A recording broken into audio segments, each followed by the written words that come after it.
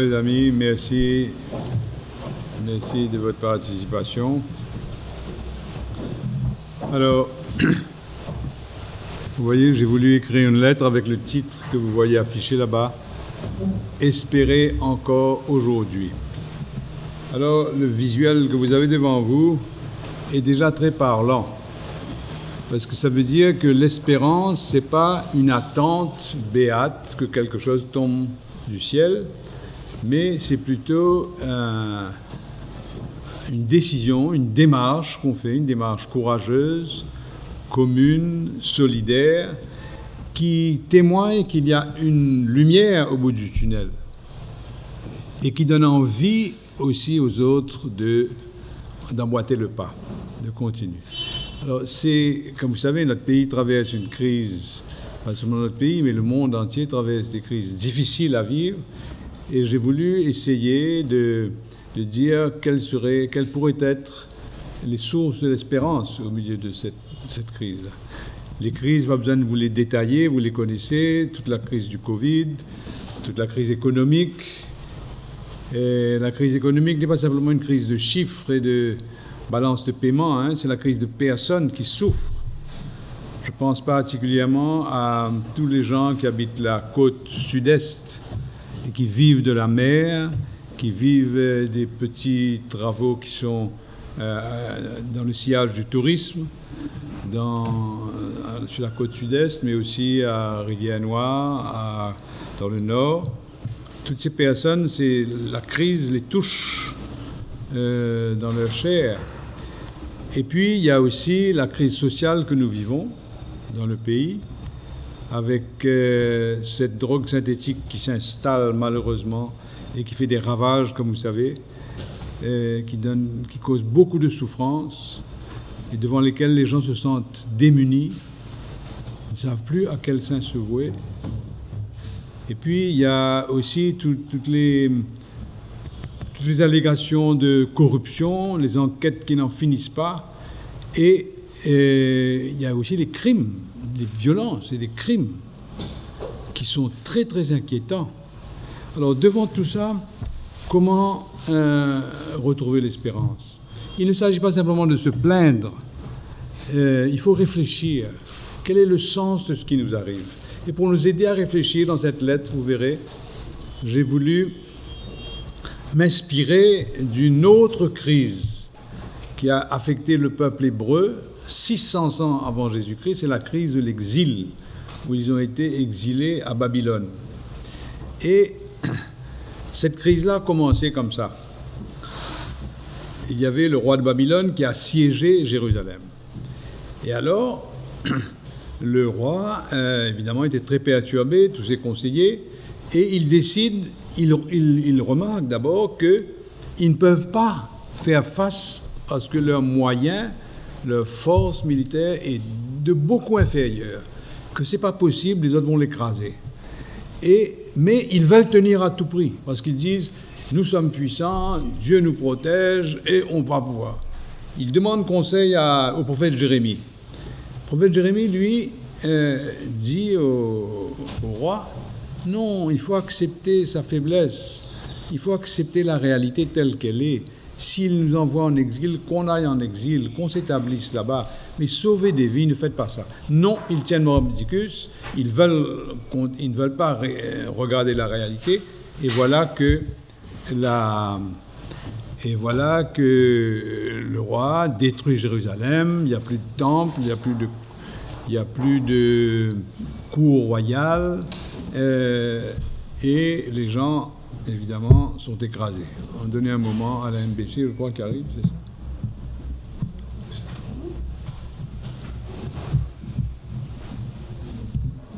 Ça va? Alors, de cette histoire, l'histoire d'une crise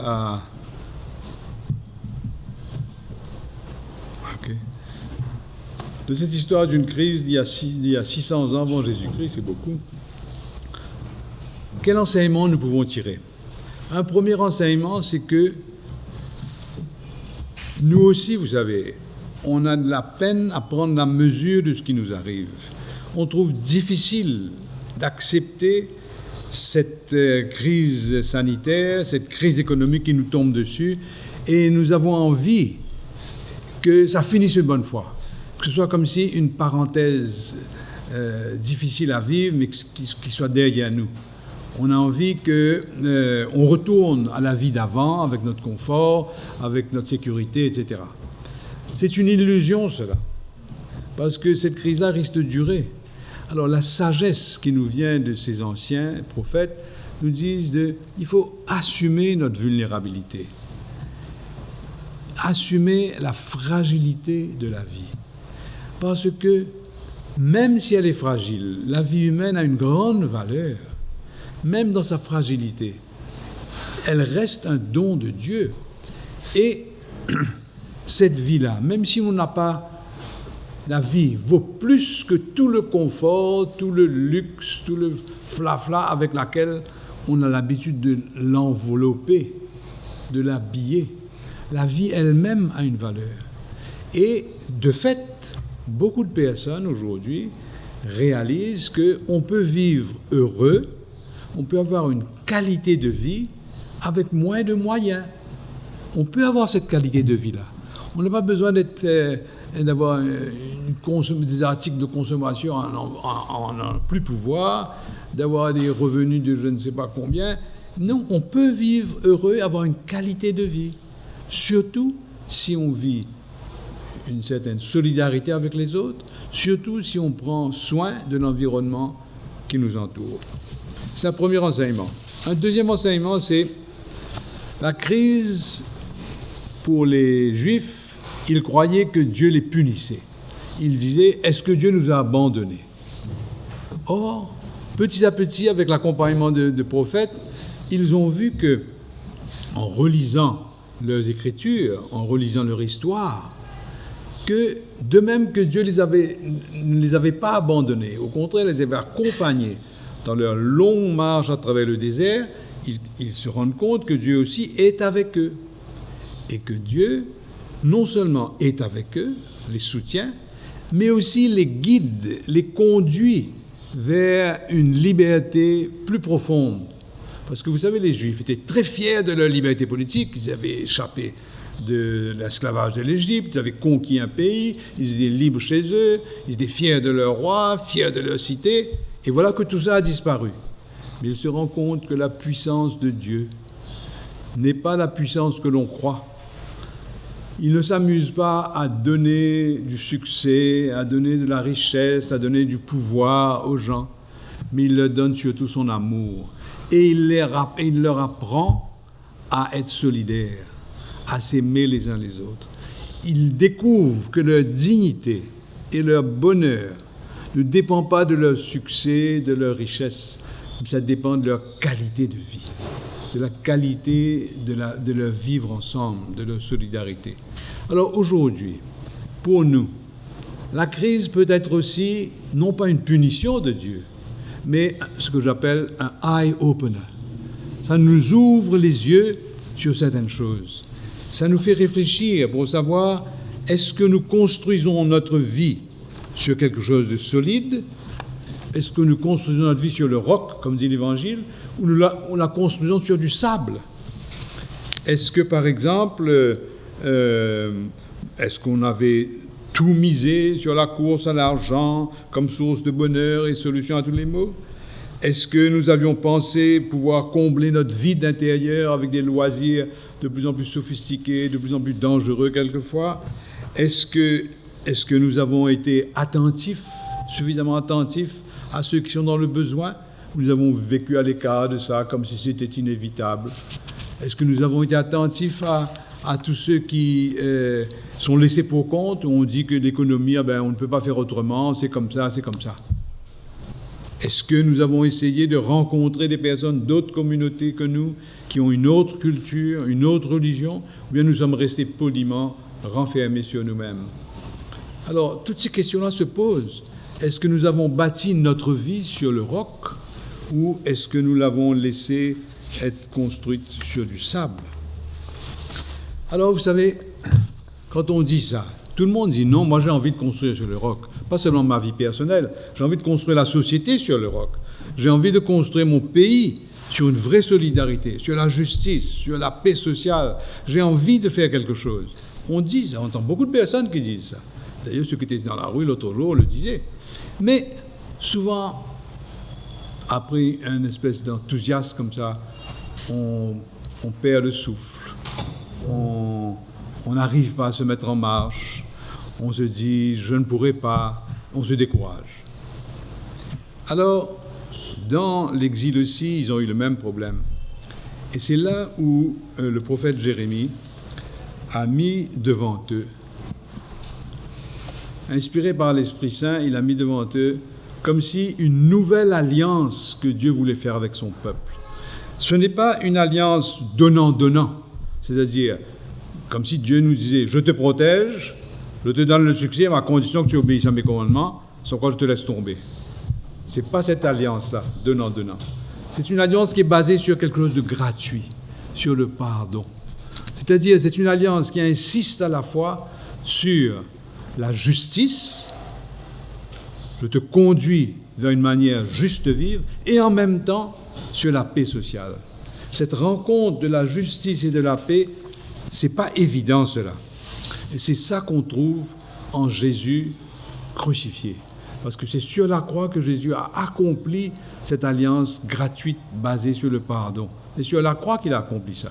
Parce que vous savez, la croix qu'on vénère aujourd'hui, c'est le lieu où s'est déversé sur Jésus la plus grande malpropreté, la plus grande injustice, la plus grande violence, la plus grande lâcheté s'est déversée sur lui et l'a massacré. Et en même temps, sur cette même croix, a été exprimé un pardon gratuit qui nous sauve. C'est pourquoi sur la croix, Jésus a été le grand apôtre de la justice. Parce que s'il a été massacré, c'est parce qu'il a lutté pour la justice. Et en même temps, le grand apôtre de la paix sociale.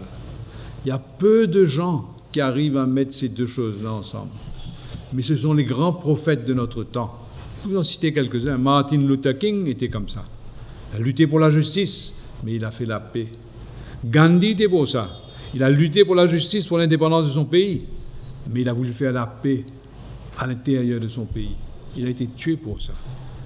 Nelson Mandela est un autre exemple.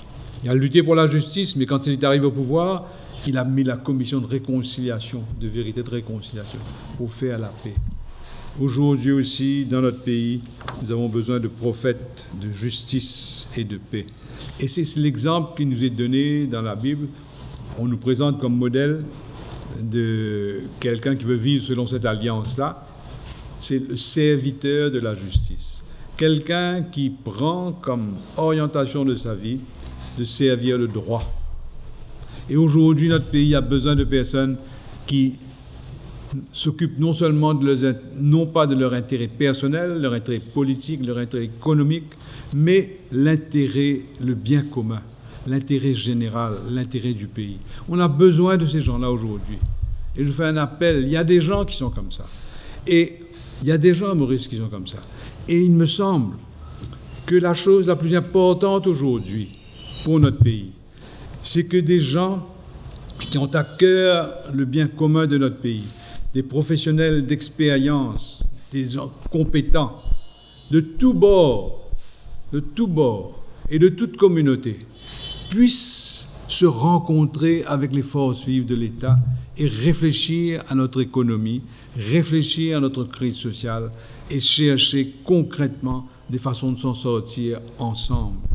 Comme le pape François n'arrête pas d'insister, on ne sort pas d'une crise pareille comme on était avant. On va sortir pire ou on va sortir meilleur. Si on veut sortir meilleur, il faut sortir ensemble. Une crise, c'est un moment pour se serrer les coudes. C'est un moment pour se rencontrer, pour s'écouter, pour se parler. Il faut écouter le peuple qui s'exprime. Il faut écouter les personnes qui ont de la compétence, qui ont de l'expérience. Pas parce qu'on est au pouvoir qu'on n'a pas le devoir d'écouter. Au contraire. Au contraire. Alors, c'est un appel vraiment important que je fais ici. Enfin, Mais cette lutte ou cet engagement pour le bien commun, c'est pas seulement pour ceux qui jouent dans la cour des grands, c'est aussi à la base. Il y a besoin à la base d'un réveil civique, d'un réveil de la solidarité. Et là, j'aimerais rendre hommage à toutes ces initiatives extraordinaires de solidarité et d'action civique, d'action pour le respect de l'environnement, qui sourcent dans beaucoup de petits villages, dans beaucoup de petits endroits. J'en ai été témoin moi-même de certains. C'est extraordinaire. Il faut rendre hommage à la population mauricienne qui a à cœur, comme si ce qui a été fait autour du Vacacho, par exemple, est extraordinaire. Il faut saluer cela. Et il y a beaucoup d'autres choses encore qui se font. Enfin, si vous verrez que la conclusion de cette lettre s'appelle « Notre moment de Noé ». Ça vous surprendra peut-être. Comment j'amène Noé dedans? Noé le déluge. C'est que, vous savez, quand la Bible raconte l'histoire du déluge, c'est que le monde était corrompu et que Dieu disait, ça ne va pas pouvoir continuer à rouler comme ça. À un moment donné, ça va s'écrouler. À un moment donné, ça va être englouti. Mais notre société aussi, à un moment donné, avec la corruption et avec la négligence par rapport à l'environnement, à un moment donné, ce sera intenable. On ne peut pas continuer à avoir une société qui continue à être aussi inégalitaire, autant de différences entre ceux qui sont bien et ceux qui sont pauvres. Ça ne peut pas continuer. On ne peut pas avoir une société qui engendre cette quantité de déchets, on ne sait plus où les mettre. À un moment donné, ça va éclater. On ne peut pas avoir une société qui laisse aller l'environnement de nos lagons, etc. À un moment donné, il n'y aura plus de lagons, il n'y aura plus de coraux. Alors, comme s'il y a une espèce d'alerte qui nous est donnée. Et alors, l'histoire de Noé, c'est que lui, le Seigneur lui dit de construire une arche. C'est curieux, ça, construire une arche. C'est une entreprise artisanale, petite, à petite échelle. Comment ça va résoudre tous ces problèmes-là? Mais Noé s'exécute, il construit son arche. Alors, dans des représentations qu'on faisait au Moyen-Âge, on disait que sa famille, sa femme, ses amis se moquaient de lui. Ça ne sert à rien ce que tu fais, à quoi ça sert, tu perds ton temps. Mais lui, il a continué. Et quand le déluge est arrivé, c'est l'arche qui a été la source du salut. Et il a eu la sagesse et l'intelligence de mettre dans l'arche tous les représentants de toutes les sortes de vie humaine et animale, pour sauver le monde, pas seulement lui seul. Alors, aujourd'hui, il y a beaucoup de personnes, comme je disais tout à l'heure, qui construisent des arches de petites façons, autour d'une famille, ou autour d'un quartier, ou dans un village, dans un quartier. Il y a beaucoup de personnes qui font ça. Et je crois que l'espoir, l'espérance, ce sont ces personnes qui se mettent en route, voyez là, qui se mettent en route et qui donnent envie à d'autres de se mettre en route. Voilà. Merci.